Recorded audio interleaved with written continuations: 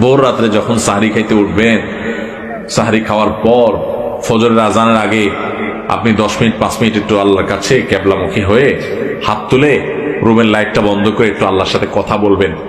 মানুষের সাথে বহুত কথা বলছেন, আল্লাহর সাথে একটু কথা বলে দেখেন। আল্লাহর সাথে কথা বলার স্বাদ আছে ভাই, অনেকে জীবনে একবারও এই স্বাদ পান নাই। একটু কথা বলে দেখেন। ভোর রাতে সাহরি খেতে উঠলে 10টা মিনিট একটু হাত তুলে কথা বলেন। কিভাবে কথা বলবেন? কথা বলবেন এইভাবে, ও আল্লাহ, কত গুনাহ আমি করেছি, কত পাপাচার আমি করেছি, মরতে আমার হবে, তোমার কাছে যাওয়া আমার লাগবে আল্লাহ। শয়তানের প্ররোচনা করেছি, এই রমজান মাস তুমি কত মানুষকে মাফ করে দাও।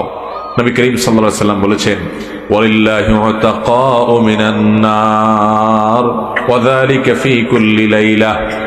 রমজানের প্রত্যেক রাতে আল্লাহ তাআলা অনেক মানুষকে সাধারণ ক্ষমা ঘোষণা করে দেন, যে যাও অমুক অমুক অমুক অমুক, যাও তোমাদেরকে মাফ করে দেওয়া হলো, জাহান্নাম থেকে মুক্ত ঘোষণা করে দেওয়া হলো। আল্লাহ কত মানুষকে আপনি সাধারণ ক্ষমা করে দিবেন। আল্লাহ আপনার সাধারণ ক্ষমা পাওয়ার জন্য কোনো যোগ্যতার দরকার হয় না, আপনি চাইলে যাকে তাকে মাফ করে দিতে পারেন। দুনিয়ার প্রেসিডেন্ট প্রধানমন্ত্রী চাইলে একটা দেশের যাকে তাকে যা খুশি তা দিয়ে দিতে পারে। তাদের যদি ক্ষমতা, তারা তো মানুষ।